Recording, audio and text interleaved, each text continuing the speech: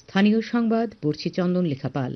এখনকার বিশেষ বিশেষ খবর হলো, মুখ্যমন্ত্রী অধ্যাপক ডক্টর মানিক সাহা বলেছেন, কেন্দ্র ও রাজ্য সরকার প্রধানমন্ত্রী নরেন্দ্র মোদীর প্রদর্শিত পথে নারী সশক্তিকরণের লক্ষ্যে বিভিন্ন প্রকল্প বাস্তবায়ন করছে। রাজ্যপাল ইন্দ্রসেনা রেড্ডি নাল্লু বিকশিত ভারত গড়ে তোলার লক্ষ্যে শস্য উৎপাদনে আরও উন্নত কৌশল ব্যবহার করার উপর গুরুত্ব আরোপ করেছেন। কেন্দ্রীয় আয়ুষ মন্ত্রী প্রতাপ রাও যাদব আজ যোগ মহোৎসব 2025 উদ্বোধন করেন। মুখ্যমন্ত্রী অধ্যাপক ডক্টর মানিক সাহা আজ সাব্রুমের মনোবঙ্কুলে 5 দিন ব্যাপী 78তম মহামণি বৌদ্ধ মেলার উদ্বোধন করেন। এবারে আসছি বিস্তারিত সংবাদে। মুখ্যমন্ত্রী অধ্যাপক ডক্টর মানিক সাহা বলেছেন, বর্তমান কেন্দ্রীয় ও রাজ্য সরকার প্রধানমন্ত্রী নরেন্দ্র মোদীর প্রদর্শিত পথে নারী সশক্তিকরণের লক্ষ্যে বিভিন্ন প্রকল্প বাস্তবায়ন করছে। আজ আগরতলার রবীন্দ্র শতবার্ষিকী ভবনে সমাজ কল্যাণ ও সমাজ শিক্ষা দপ্তর আয়োজিত রাজ্যভিত্তিক আন্তর্জাতিক নারী দিবস উদযাপন অনুষ্ঠানে তিনি একথা বলেন। তিনি রাজ্যের মহিলাদের আত্মনির্ভর করে তুলতে রাজ্য সরকারের গৃহীত বিভিন্ন পদক্ষেপ বিস্তারিতভাবে উল্লেখ করেন। তিনি বলেন, রাজ্যে মহিলা ক্ষমতায়নের বিষয়টিকে সমন্বয়িতভাবে কার্যকর করতে রাজ্যের প্রতিটি জেলায় একটি করে hub for empowerment of women office খোলা হয়েছে। তাছাড়া নির্যাতিত মহিলারা যাতে এক জায়গায় সব সুবিধা পেতে পারেন তার জন্য সখী সদনও খোলা হয়েছে। মুখ্যমন্ত্রী বলেন, প্রধানমন্ত্রী মাতৃবন্দনা যোজনায় রাজ্যে 2017 সালের 1 জানুয়ারি থেকে বর্তমান বছরের 6 মার্চ পর্যন্ত 1,42,759 জন গর্ভবতী ও প্রসূতি মাকে পুষ্টির জন্য আর্থিক সহায়তা দেওয়া হয়েছে। তাছাড়া মুখ্যমন্ত্রী মাতৃ পুষ্টি উপহার প্রকল্পে বর্তমান বছরে 28 ফেব্রুয়ারি পর্যন্ত 21,551 জনকে অর্থ প্রদান করা হয়েছে। মুখ্যমন্ত্রী বলেন, মহিলাদের তাৎক্ষণিক সাহায্যের লক্ষ্যে 24 ঘন্টার জন্য 181 নম্বরের টোল ফ্রি নম্বর চালু রাখা হয়েছে। 181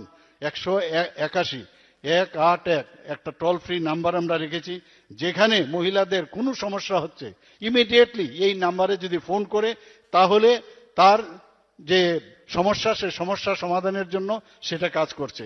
এই গত এক বছরে আমাদের গত বছর 14,501টি কল প্রায় সেখানে আমাদের এই টোল ফ্রিতে এসছে এবং অনেক মহিলা তার জন্য তাদের সহায়তাও পেয়েছে। অনুষ্ঠানে সমাজ কল্যাণ ও সমাজ শিক্ষামন্ত্রী টিঙ্কু রায় নারীদের কল্যাণে সরকারের বিভিন্ন উন্নয়নমূলক উদ্যোগ বিস্তারিতভাবে উল্লেখ করে বক্তব্য রাখেন। অনুষ্ঠানে উল্লেখযোগ্য কাজের জন্য অঙ্গনওয়াড়ি কর্মী, সহায়িকা, আইসিডিএস সুপারভাইজার এবং সিডিপিওদের পুরস্কৃত করা হয়। তাছাড়া উল্লেখযোগ্য কাজের জন্য 3 জন মহিলা পুলিশ কনস্টেবলকে পুরস্কৃত করা হয়। ত্রিপুরা গ্রামীণ জীবিকা মিশনের অন্তর্গত সিপাহীজলা দক্ষিণ জেলা ও পশ্চিম জেলার 3টি নারী চেতনা কেন্দ্রকে অনুষ্ঠানে পুরস্কৃত করা হয়।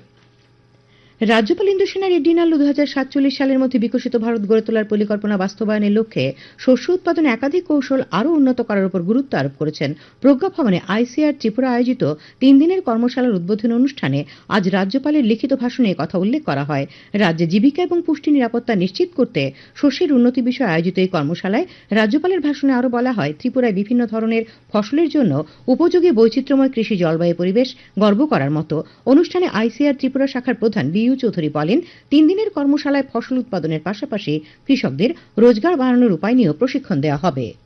ইন্টিগ্রেটেড ফার্মিং সিস্টেম মডেল 4টা মডেল ডেভেলপ হয়েছে, যেগুলো আপনার 2650 farming households in Tripura they have adopted. ইনকামটাও আপনার 2 গুণা থেকে 3 গুণা ইনকাম বেড়েছে। ফিশারি সেক্টরেও আমরা spawn production, stunted growth, fingerling, composite fish culture, আর এখন একটা খুব বেশি বড় ইনিশিয়েটিভ নিয়েছি, যেখানে সবসময় বন্যার জল থাকে বা সবসময় ওয়াটার লক থাকে, এইগুলাতে fishery based integrated farming system, climate resilient flood plain farming system. কর্মশালায় আলোচনা করেন প্রাণী সম্পদ বিকাশ দপ্তরের সচিব দীপা ডি নায়ার, আইসিআর এর বিজ্ঞানী ডক্টর বিনয় সিং প্রমুখ। আগামীকাল দোল পূর্ণিমা ও রঙের উৎসব হোলি। প্রেমাবতার ভগবান শ্রীকৃষ্ণ চৈতন্য মহাপ্রভুর আবির্ভাব তিথিও। ত্রিপুরায় চিরাচরিত প্রথা অনুযায়ী দোল উৎসবের তাৎপর্য রয়েছে। রাজন্য আমল থেকে রাজ্যের হোলি নানা রকম সঙ্গীতের মধ্য দিয়ে পালিত হয়ে আসছে। দোল পূর্ণিমা ও হোলি উৎসব উপলক্ষে আগরতলার জগন্নাথ জিউ মন্দির, ইস্কন মন্দির, লক্ষ্মীনারায়ণ মন্দির প্রভৃতি দেবালয়ে বিশেষ পূজা পাঠের আয়োজন রয়েছে। শ্রীকৃষ্ণ চৈতন্য মহাপ্রভুর আবির্ভাব তিথি উদযাপন উপলক্ষে সেন্ট্রাল রোড শিববাড়ি প্রাঙ্গণ থেকে শ্রী শ্রী হরিভক্তি প্রচারিণী সভার উদ্যোগে আজ সন্ধ্যায় বর্ণাঢ্য শোভাযাত্রার আয়োজন করা হয়। গতকাল শিববাড়ি প্রাঙ্গণে হোলি উৎসব পালন করা হয়। হোলির নানা রঙের আবির গুলাল ইতিমধ্যেই শহরের বিভিন্ন দোকান সেজে উঠেছে। হোলি উৎসবের অন্যতম অনুষঙ্গ আবির রাসায়নিক উপাদান থাকায় স্বাস্থ্যজনিত ঝুঁকি থেকে রেহাই দিতে এগিয়ে এসেছেন রাজ্যের একদল মহিলা। বিশালগড় মহকুমার লক্ষ্মীবিল গ্রামের এই মহিলারা যেমন প্রস্তুত করছেন, তেমনি বিপণন করা শুরু করেছেন তারা এই ভেষজ আবিরের। এ নিয়ে এখন আমাদের একটি প্রতিবেদন। আবির রং ভেষজ পদ্ধতিতে তৈরি করা হলে কেমিক্যাল রং ব্যবহারের স্বাস্থ্যজনিত ঝুঁকি থাকবে না। সাধারণ মানুষ অনেক বেশি আনন্দের সাথে হোলি উৎসব উদযাপন করতে পারবেন। এই উপলব্ধি সিপাহীজলা জেলার বিশালগড়ের লক্ষ্মীবিল গ্রামের 17 জন কৃষিজীবী মহিলার। তারা গত 2 বছর ধরে লক্ষ্মী ওমেন কনজিউমার্স কোঅপারেটিভ সোসাইটির ছত্রছায়ায় শুরু করেন ভেষজ রং উৎপাদন। কৃষি দপ্তর, ব্লক এবং আজীবিকা মিশনের সাহায্যে রং প্রস্তুত এবং প্যাকেজ করার প্রশিক্ষণ ও কৌশল গ্রহণ করে এখন তারা তাদের ভেষজ রং বাজারে বিক্রি করতে শুরু করেছেন। বিভিন্ন রঙের ভেষজ রং প্রস্তুত করে ব্যবহার করছেন রজন এবং বিভিন্ন সবজি, শুকনো ফুল ও ফুলের নির্যাস। এই জন্য তারা ব্যবহার করছেন নিজস্ব ক্ষেতের পালং শাক, কাঁচা হলুদ, গাঁদা ফুল, অ্যানাট্টো বীজ এবং beetroot. Lakshmi women consumers cooperative সোসাইটির সদস্যা প্রীতি রানী দাস সরকার বলেন, কেমিক্যাল রং ব্যবহার করে শিশু, মহিলা ও বয়স্কদের যাতে ক্ষতি না হয় এর জন্য তারা এই ভেষজ রং তৈরি করছেন। তাদের এই ভেষজ রঙের চাহিদাও বাড়ছে। আমরা গ্রামের মানুষ, আমরা গ্রামের মহিলা, আমরা সবাই কৃষিকাজ করি, ফুল করি। তারপর কিন্তু আমরা প্যাকেজিং ভালো ছিল না। তারপর আমরা টিআলএম থেকে আমরা প্যাকেজিং করা শিখিয়েছে, আবির তৈরি শুরু করলাম। এবার প্যাকেজিং করে বাজারজাত আমরা শুরু করছি। আমরা এটা তো হার্বাল আবির, তো কেমিক্যাল নাই, তাই আমরা এইটা একটু দাম বেশি পড়ে। তারপর দাম বেশি পড়লেও এটি খুব ভালো, কারণ এটি যদি কেউ গালে মুখে লাগে কোনো সাইড ইফেক্ট হবে না। বাচ্চা থেকে বয়স্ক মানুষ সবাই এটি ইউজ করতে পারবে, কোনো ক্ষতি হবে না। লক্ষ্মীবিলের এই মহিলাদের ভেষজ রং উৎপাদনের এই উদ্যোগ সহায়ক হবে ভেষজ হোলি উদযাপনের। তেমনি এই উদ্যোগ ভোকাল ফর লোকাল এবং আগামীর আত্মনির্ভর ভারত নির্মাণে মহিলাদের গুরুত্বপূর্ণ ভূমিকারও দিক নির্দেশ করে। সংবাদ কক্ষ থেকে রাহুল লোধ, আকাশবাণী সংবাদ, আগরতলা। খবর প্রচারিত হচ্ছে আকাশবাণীর আগরতলা কেন্দ্র থেকে। আকাশবাণীর সংবাদের আপডেট পেতে লগ ইন করুন www.newsonair.com এবং নিউজ অন এয়ার অ্যাপ এবং টুইটার ও ফেসবুক প্ল্যাটফর্মে এআইআর নিউজ অ্যালার্টসে। ইউটিউবে লক্ষ্য রাখুন নিউজ অন এয়ার অফিসিয়ালে। আকাশবাণী আগরতলা সংবাদের আপডেট পেতে দেখুন টুইটার বা এক্স হ্যান্ডেলে আকাশবাণী নিউজ আগরতলা, ফেসবুকে এআইআর নিউজ আগরতলা এবং ইউটিউবে আকাশবাণী নিউজ আগরতলা। আগামী 21শে জুন একাদশ আন্তর্জাতিক যোগ দিবসের 100 দিনের প্রাক উদযাপন উপলক্ষে কেন্দ্রীয় আয়ুষমন্ত্রী প্রতাপরাও যাদব আজ নতুন দিল্লিতে যোগ মহোৎসব 2025-এর উদ্বোধন করেন। এই উপলক্ষে মন্ত্রী ঘোষণা করেন যে 100 দিনের মধ্যে দেশের বিভিন্ন স্থানে 10টি গুরুত্বপূর্ণ অনুষ্ঠান করা হবে। তিনি বলেন, এই অনুষ্ঠানের আওতায় 10টি অংশীদার দেশের সঙ্গে যোগ বন্ধন ও যোগ বিনিময় কর্মসূচি হবে। তিনি জানান যে দেশের 10,000 স্থানে যোগ সঙ্গম কর্মসূচিরও আয়োজন করা হবে। মুখ্যমন্ত্রী অধ্যাপক ডক্টর মানিক সাহা আজ সাব্রুমের মনুবঙ্কুলে 5 দিন ব্যাপী 78তম মহামণি বৌদ্ধ মেলার উদ্বোধন করেন। তিনি বলেন, রাজ্য সরকার সব ধর্ম ও তাদের সংস্কৃতির প্রতি শ্রদ্ধাশীল। মহামণি বৌদ্ধ বিহার এলাকায় পর্যটনের পরিকাঠামো উন্নয়নের জন্য কেন্দ্রীয় পর্যটন মন্ত্রকে প্রস্তাব পাঠানো হবে বলে মুখ্যমন্ত্রী আশ্বাস দেন। উদ্বোধনী অনুষ্ঠানে দক্ষিণ জেলা পরিষদের সভাধিপতি দীপক দত্ত, বিধায়ক মাইলাফরু মগ, জেলা শাসক স্মিতামল এমএস, জেলা পুলিশ সুপার মরিয়া কৃষ্ণ চন্দ্রশেখর প্রমুখ উপস্থিত ছিলেন। প্রাণী সম্পদ বিকাশ মন্ত্রী সুধাংশু দাস বলেছেন, মহিলাদের অর্থনৈতিক সক্ষমতা বৃদ্ধির জন্য রাজ্যে 52,600টি স্বসহায়ক দল বর্তমানে কাজ করছে।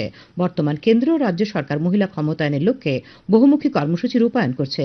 ঊনকোটি জেলার ফটিকরায়ের নজরুল কলা কেন্দ্রে আজ আন্তর্জাতিক মহিলা দিবস উপলক্ষে আয়োজিত অনুষ্ঠানে তিনি একথা বলেন। তিনি গার্হস্থ্য হিংসা প্রতিরোধ ও মহিলা সশক্তিকরণের কাজে সবাইকে এগিয়ে আসার আহ্বান জানান।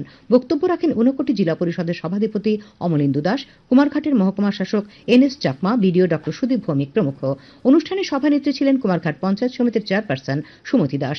অনুষ্ঠানে 10 জন মহিলাকে নিজ নিজ ক্ষেত্রে পারদর্শিতার নিরিখে সম্মান প্রদান করা হয়। অনুষ্ঠান শুরুর আগে এক শোভাযাত্রা ফটিকরায়ের বিভিন্ন পথ পরিক্রমা করে। বিলোনিয়া মহকুমা প্রশাসনের উদ্যোগে ক্ষুদ্র সঞ্চয় প্রকল্পের মহিলা এজেন্টদের নিয়ে আজ আন্তর্জাতিক নারী দিবসের আয়োজন করা হয়। উপস্থিত ছিলেন বিলোনিয়ার মহকুমা শাসক দেবাশিস দাস, ডিসিএম সঞ্জয় শীল প্রমুখ। টিবি মুক্ত ভারত অভিযানের 100 দিনের বিশেষ অভিযান গোমতী জেলাতেও চলছে। আজ উদয়পুরে জেলা শাসক কার্যালয়ে আয়োজিত সাংবাদিক সম্মেলনে গোমতী জেলা পরিষদের সভাধিপতি দেবল দেবরায় জানান, এই জেলায় বর্তমানে 121 জন যক্ষ্মা রোগীর চিকিৎসা চলছে। বিশেষ অভিযানকালে গোমতী জেলায় এখন পর্যন্ত 1,30,000 স্ক্রিনিং করা হয়েছে। আবহাওয়া। আগামী 24 ঘন্টায় রাজ্যের উত্তর ঊনকোটি এবং ধলাই জেলায় বিক্ষিপ্তভাবে বজ্রবিদ্যুৎ সহ বৃষ্টি, সঙ্গে ঘন্টায় 40 থেকে 50 কিলোমিটার বেগে ঝোড়ো হাওয়া বয়ে যাওয়ার সতর্কবার্তা জারি করেছে আবহাওয়া দপ্তর। বাকি জেলাগুলিতে বিক্ষিপ্তভাবে কিছু কিছু স্থানে বজ্রবিদ্যুৎ সহ বৃষ্টি হতে পারে। আগামীকাল তাপমাত্রা সর্বোচ্চ 32 ডিগ্রি সেলসিয়াস এবং সর্বনিম্ন 24 ডিগ্রি সেলসিয়াসের কাছাকাছি থাকবে। শেষ করার আগে খবরের বিশেষ বিশেষ অংশগুলি আরেকবার। মুখ্যমন্ত্রী অধ্যাপক ডক্টর মানিক সাহা বলেছেন, কেন্দ্র ও রাজ্য সরকার প্রধানমন্ত্রী নরেন্দ্র মোদীর প্রদর্শিত পথে নারী সশক্তিকরণের লক্ষ্যে বিভিন্ন প্রকল্প বাস্তবায়ন করছে। রাজ্যপাল ইন্দ্রসেনের রেড্ডি নাল্লু বিকশিত ভারত গড়ে তোলার লক্ষ্যে শস্য উৎপাদনে আরও উন্নত কৌশল ব্যবহার করার উপর গুরুত্ব আরোপ করেছেন। কেন্দ্রীয় আয়ুষ মন্ত্রী প্রতাপ রাও যাদব আজ যোগ মহোৎসব 2025-এর উদ্বোধন করেন। মুখ্যমন্ত্রী